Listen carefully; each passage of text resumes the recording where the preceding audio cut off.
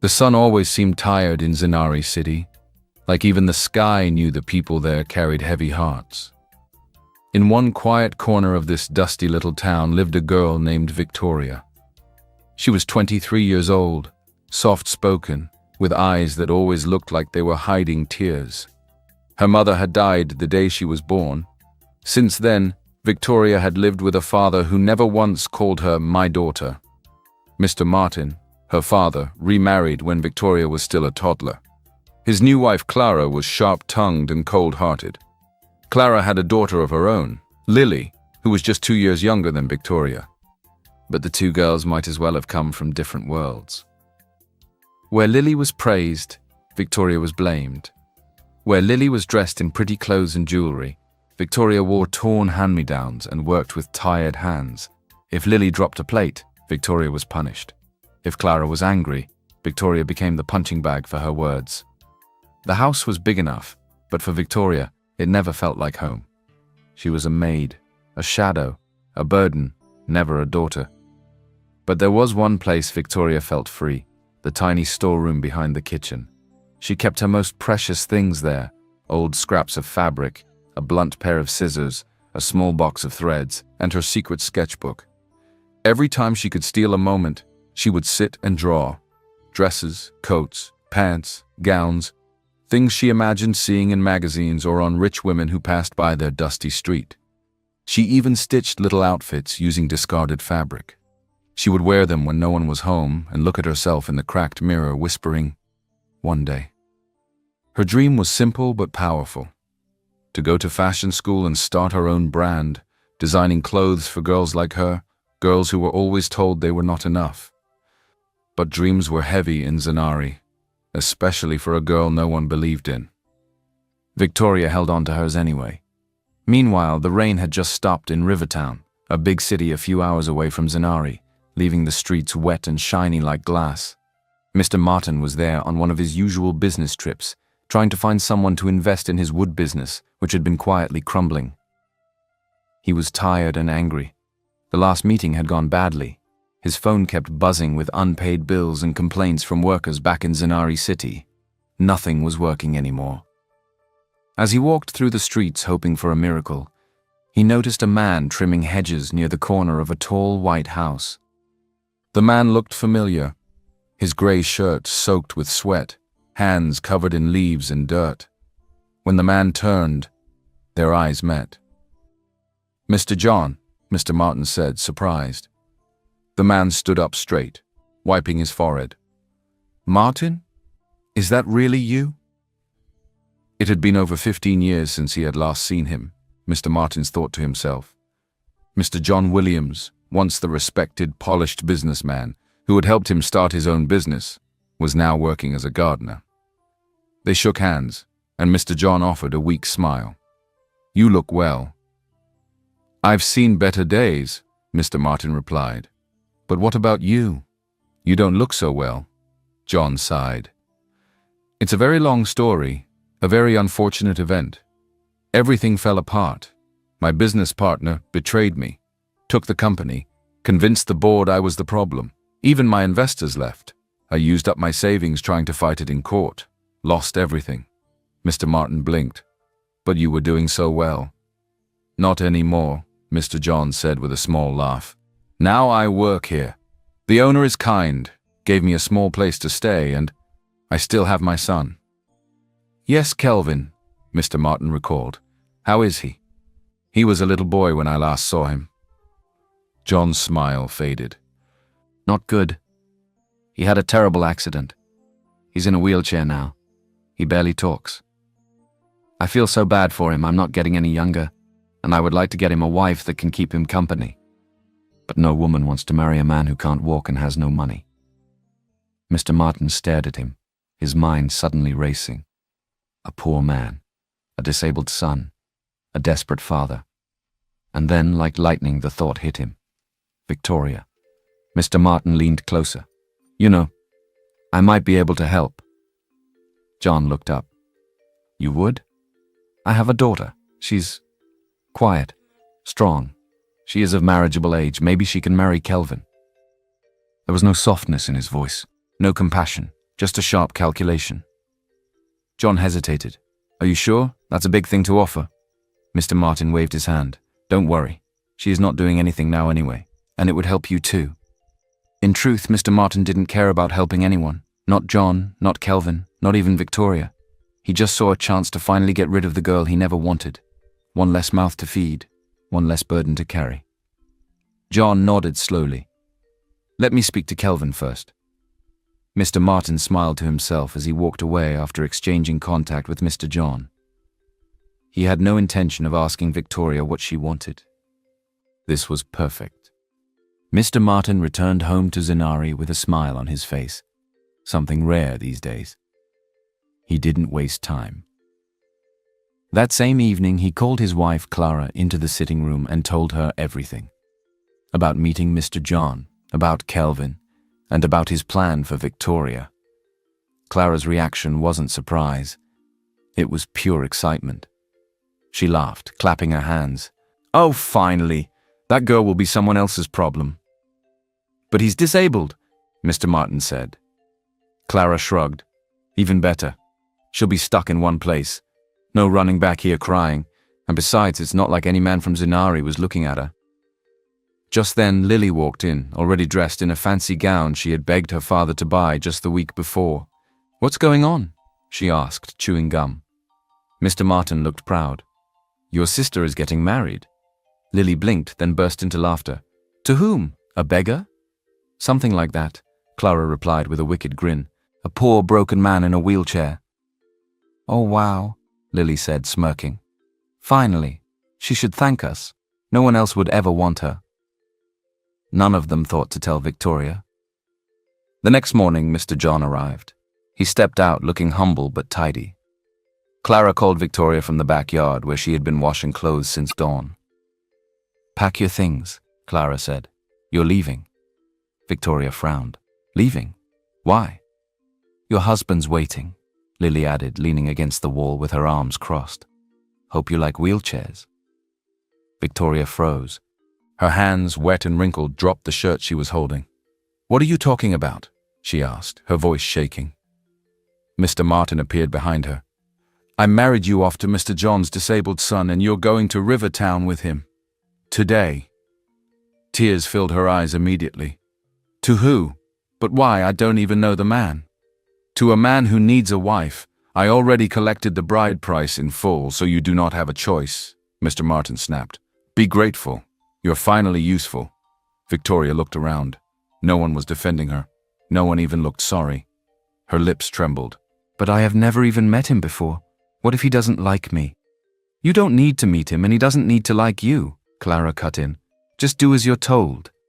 With nothing but a small bag of clothes and her precious sketchbook tucked safely under her arm, Victoria followed Mr. John out of her father's compound.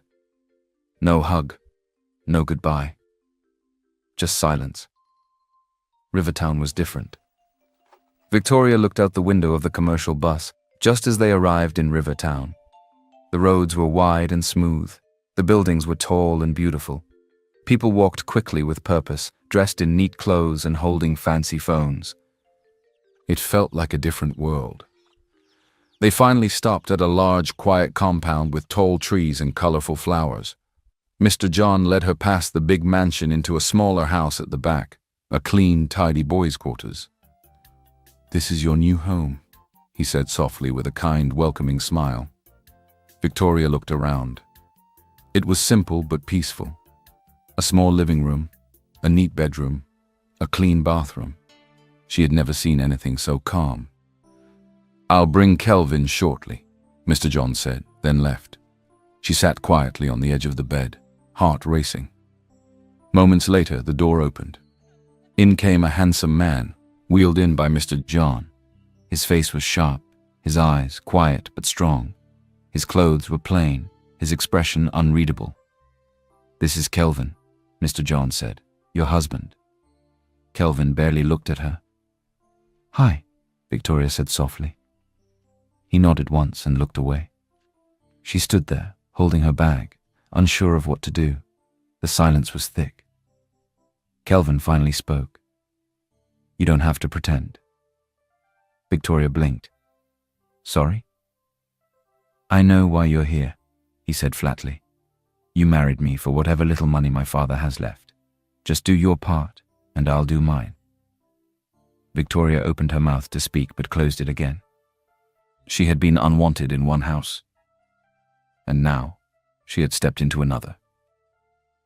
After the awkward silence between Victoria and Kelvin, Mr. John cleared his throat gently. He looked at his son with soft, fatherly eyes. "Try to be kind, son," he said. "She didn't choose this either." Kelvin said nothing. His hands gripped the arms of his wheelchair tightly. Mr. John turned to Victoria with a tired smile. "I'll leave you two to settle in. Let me know if you need anything." And then he walked out, closing the door behind him with a quiet click. The first day was the hardest. Kelvin barely looked at her. He spent most of his time in the corner of the room, reading or staring out the window. If Victoria spoke, he would nod or give one-word answers. Sometimes he said nothing at all. She tried to make the house feel like a home, sweeping, cooking, even folding his clothes neatly. When she placed a warm bowl of rice and stew in front of him one evening, he only said, "You don't need to act. I don't need your pity." That night, Victoria cried silently on her side of the bed, holding her sketchbook like a pillow. But in the morning, she got up and tried again. Days passed like that.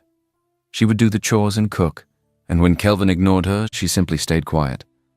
She started sewing again, using old shirts of his that were too loose or too worn. She didn't ask permission, she just did it. She fixed the torn sleeve of his white shirt, added buttons to a faded jacket, and made him a new pillow cover from leftover fabric she found in the storage room. At night, she sketched. Designs filled her book, ideas for jackets, dresses, and outfits she dreamed would one day walk on real runways. It was the only thing that made her feel like herself. Kelvin noticed. At first he said nothing, but he noticed the clothes she repaired. He noticed how she didn't ask for anything, how she didn't complain, how she smiled at Mr. John every evening and offered him the bigger portion of food even when they had little.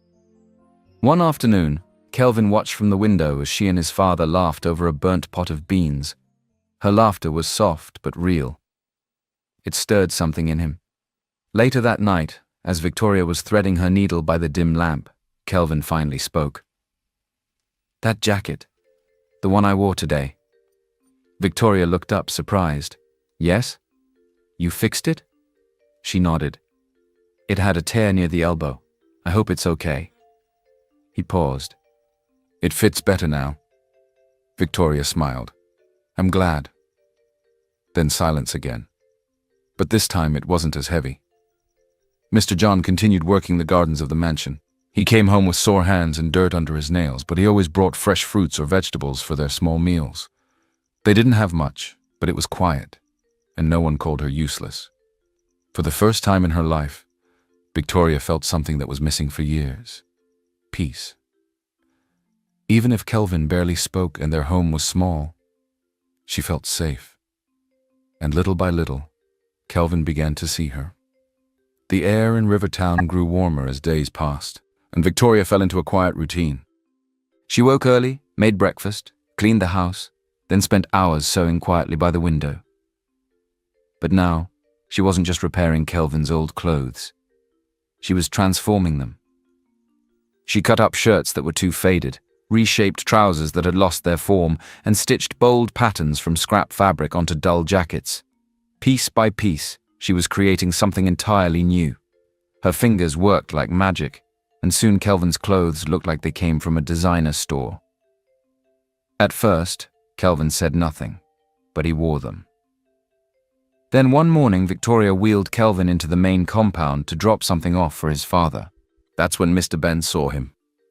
Mr. Ben, the young CEO of the massive fashion empire that owned the mansion, was talking to a client in the garden. But his eyes stopped on Kelvin's jacket.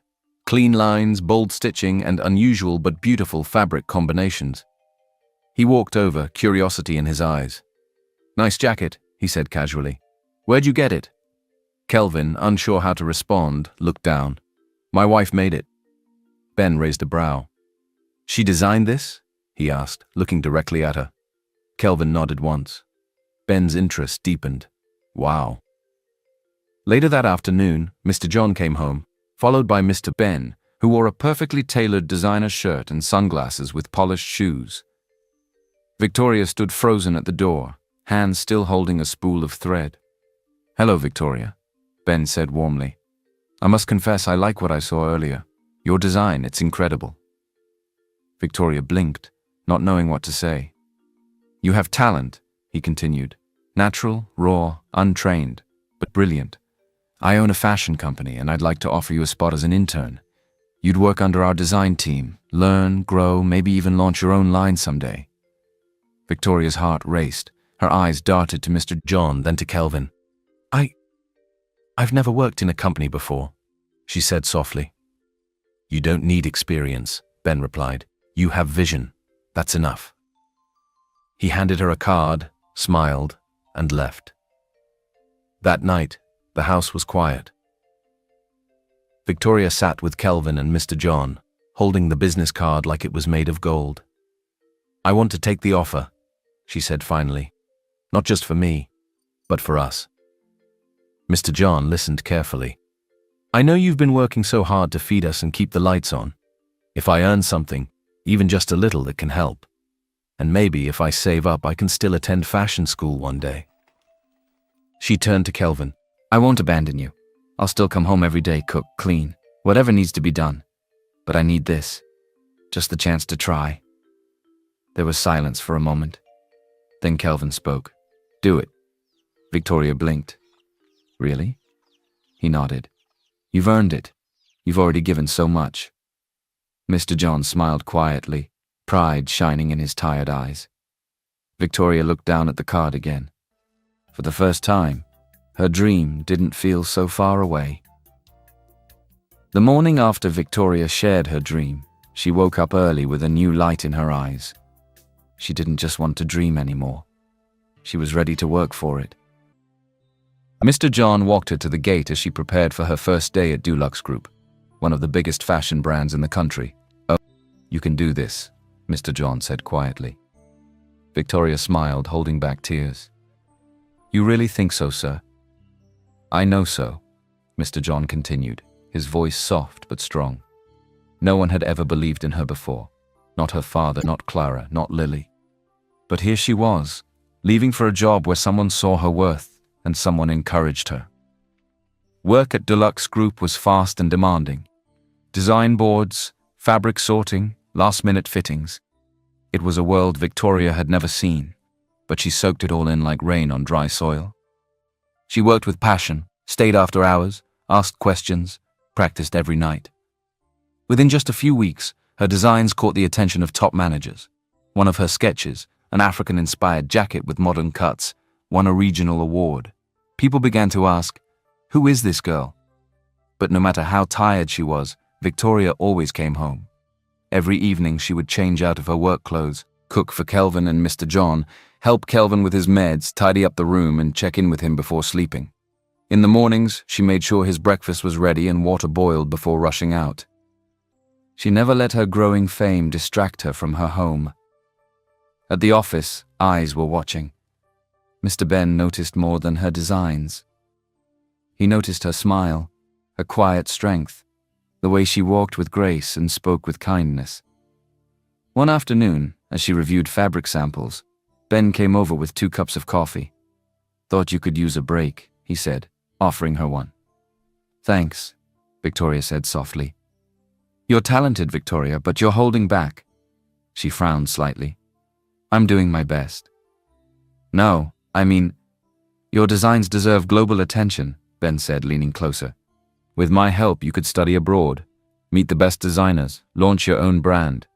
I can give you that. Everything you've ever wanted, if you let me in."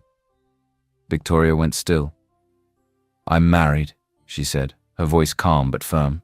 Ben smiled. "To a man in a wheelchair? Come on, Victoria. You deserve more. You could have the world." Victoria stood up slowly. "The world means nothing to me if I have to throw away my soul to get it. I have a husband who believed in me before anyone else did. I'm not leaving him." Ben smiled. She walked away, holding her dignity like a crown. Later that week, she met a new intern named Rachel. They shared lunch and swapped stories. But when Victoria told Rachel about turning down Ben's offer, Rachel stared. "Are you serious? You're wasting your chance for what? A poor man who can't walk?" Victoria smiled gently. "He may not walk, but he stands by me better than anyone ever has. And I think I am beginning to like him. I miss him so much every time I am at work." Rachel didn't understand. But Victoria didn't expect her to. She was just happy to be with Kelvin, even though she didn't know if he felt the same way. At least he treated her much better now. A few weeks after that, things at work began to change. Whispers floated in the hallways of Dulux Group.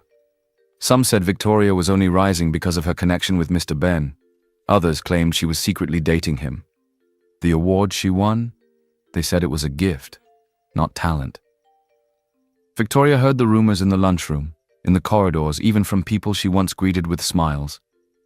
Her heart ached, but she said nothing. Rachel, her new friend, leaned closer one afternoon while they folded sample fabrics. "You know," Rachel began, "most girls would give anything to be in your shoes. I mean, Mr. Ben is young, rich, and handsome. They're already bad-mouthing you when you aren't even with him, so why not just do it? You think people care about the wheelchair guy you go home to and that tiny little boy's quarters you live in?" Victoria dropped the fabric slowly. She looked Rachel in the eyes and said, "I don't care about what outsiders think. I didn't marry Kelvin for money or attention. I married him because for the first time in my life, I found peace. And I'm not giving that up for anyone." Rachel rolled her eyes. "Peace won't pay bills, Victoria. You have your whole future ahead of you." Victoria smiled faintly. "Maybe not. But it gives me something money never gave me. Freedom." That evening, Victoria came home quieter than usual. Kelvin noticed. He watched as she folded laundry in silence, her shoulders slouched. She didn't hum like she usually did. Her hands moved more slowly. After dinner, he rolled over beside her on the couch. "You okay?" he asked gently.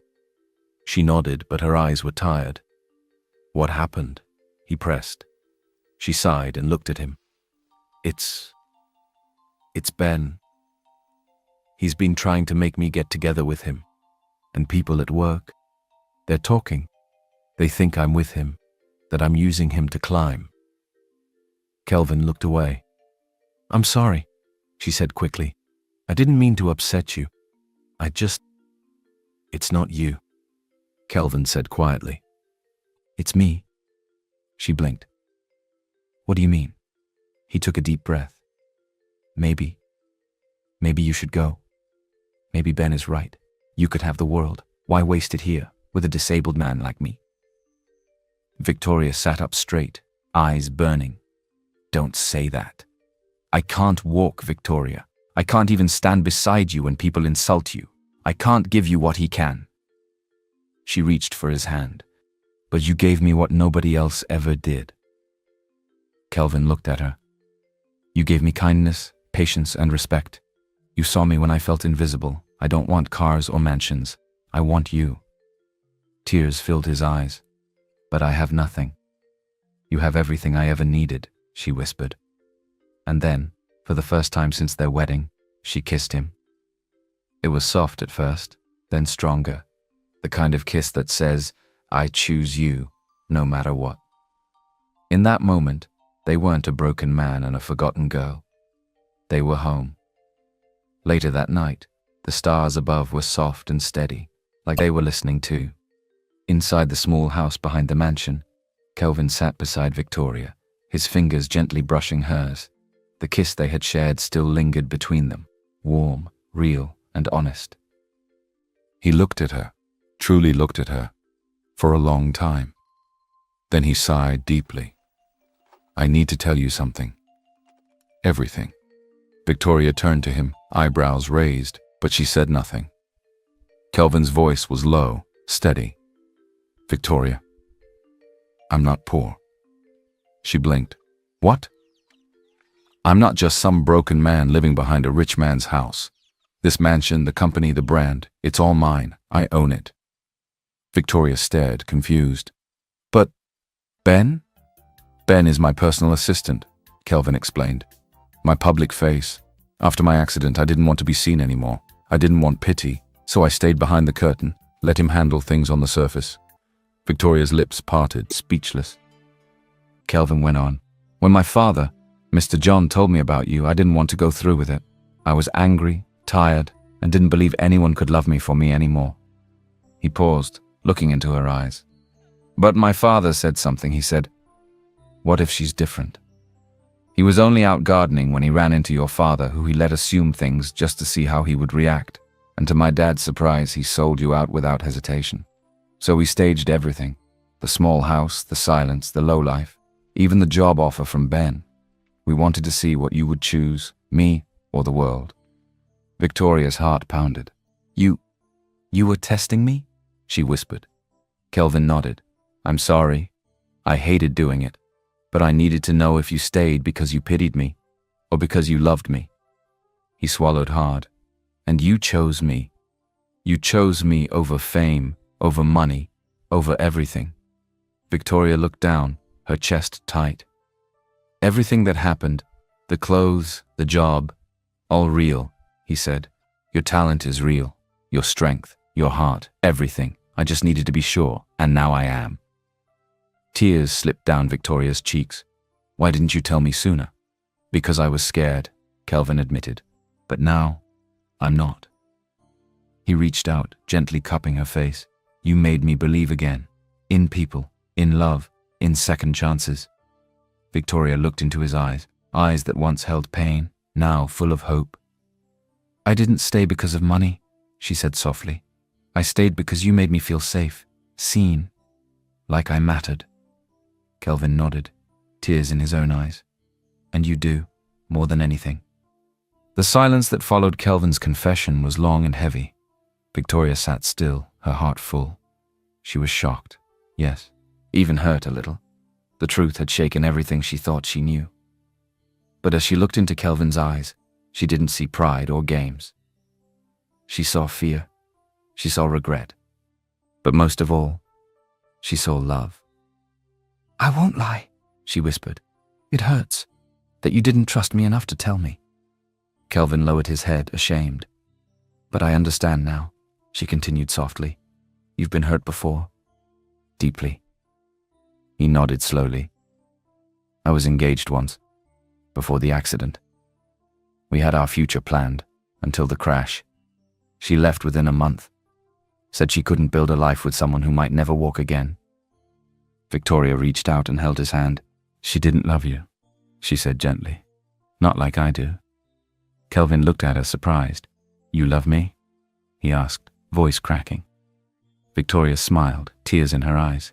"Yes, I do. With everything in me." He let out a shaky breath, and they held each other tightly. Two people who had known deep pain, now choosing deep healing. The next few weeks were a new beginning. Kelvin made arrangements for Victoria to become creative director of one of his growing fashion labels, a brand focused on bold, authentic African designs. Her first day at the company as the real boss brought stares. People who weren't aware of the plan hid in shame at the shallow-mindedness. Rachel approached her and apologized for being such a shallow person, not looking at the big picture. She walked in with her head high. She also enrolled in fashion school. Every day she studied sketches, fabric science, fashion history, and business strategy. Her nights were split between designing, studying, and coming home to care for Kelvin. But now, it was different. They were no longer strangers trapped in silence. They were partners, building something real. And she didn't stop there.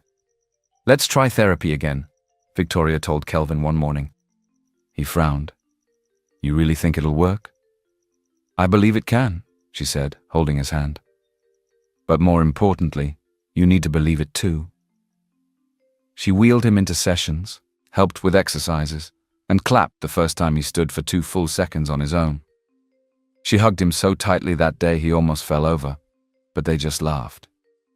Mr. John watched everything with quiet amazement. His son, who had once locked himself away in bitterness, was now laughing again, hopeful again. And it was all because of Victoria. One evening he pulled her aside, holding her hand. "You've brought life back into my son," he said, his voice trembling. "And for that, I'll never stop thanking you. Your father should be grateful he has a daughter like you." Victoria smiled. "He brought life back into me too, sir." While Victoria's world bloomed with light and love, far away in Zenari City, the shadows were closing in. Mr. Martin sat alone in his now empty office. The shelves were bare. The phone calls had stopped, not because the bills were paid, but because everyone had given up on him. His final business deal had fallen through. His name, once respected in town, now brought only sighs and warnings. And just like that, everything crumbled. Clara was the first to act. One morning, Mr. Martin woke up to find her gone. The wardrobe was empty. The kitchen was bare. She had taken everything valuable, including the last bit of cash they had hidden under the floorboard. Lily left too, without a word, without a glance back. They left behind only a note. "We're not staying to suffer. Don't even bother looking for me." Mr. Martin, once proud, once cruel, now wandered the streets of Zenari with tired steps and a hollow heart. His last hope, his only hope, was the same girl he had once thrown away without blinking. Victoria. He arrived in Rivertown with nothing but an old bag and worn-out shoes. When he reached the gate of the mansion, the guards didn't recognize him. But when he said Victoria's name, they let him in. She was at the fashion studio, helping Kelvin adjust a new custom-designed suit. She hadn't expected a visitor. When the door opened and she turned around, her heart stopped. Her father, weaker, older, defeated. "Victoria," he said, barely meeting her eyes. "Please." She stood tall, her hand resting on the table, silent. I lost everything," he stammered. "Clara left, Lily too. I have no one, nowhere to go." He looked down. "I'm sorry for everything." Victoria walked over slowly. She looked at him for a long time. This was the man who had thrown her to a stranger like old furniture. The man who had never called her daughter with warmth. The man who never once believed in her. And yet, she didn't hate him. "I forgive you," she said quietly. Mr. Martin looked up, hope flickering. "But," she added, her voice stronger now, "you will never hurt me again." She pulled out her phone, sent money to clear his rent for the next few months, and then turned to the assistant nearby. "Make sure he gets food before he leaves." Mr. Martin opened his mouth, but no words came. Victoria walked back to Kelvin's side. Without another glance, she closed the door. In that moment, the girl once abandoned stood taller than ever, not with revenge, but with peace. After her father left, Victoria sat quietly in the garden behind the mansion. She didn't cry. She didn't celebrate. She simply breathed, because for the first time in her life, she had truly let go. She had chosen peace over pain, healing over hate. And with Kelvin by her side, she felt ready for whatever came next. Kelvin, watching all this unfold, felt something shift deep inside him.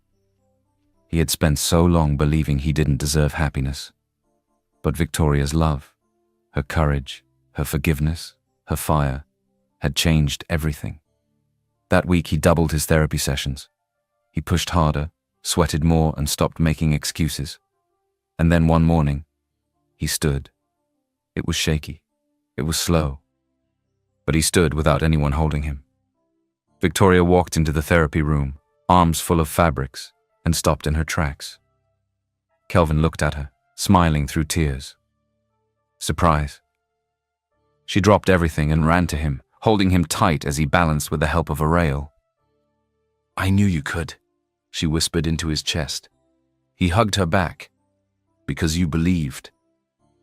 A month later, Kelvin had another surprise. He blindfolded Victoria and took her to a quiet part of Rivertown. When she opened her eyes, she gasped. In front of her stood a white mansion, bright in the afternoon sun.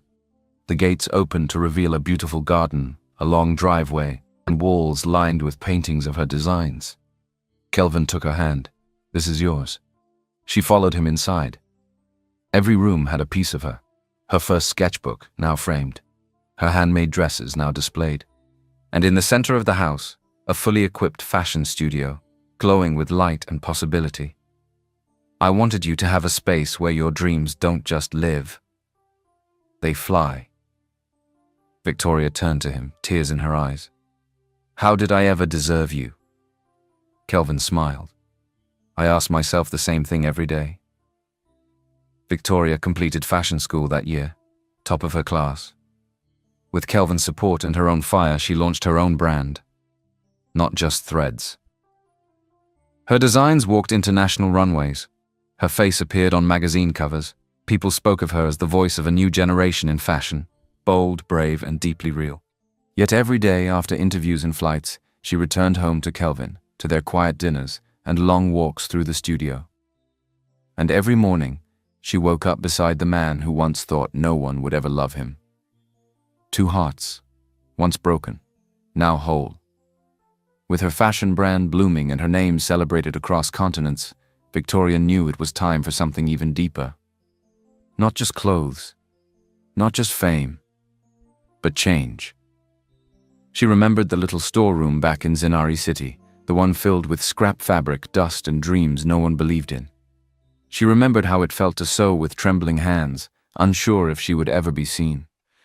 And so she created The Thread Within, a fashion institute for underprivileged children, especially girls from small towns like Zinari.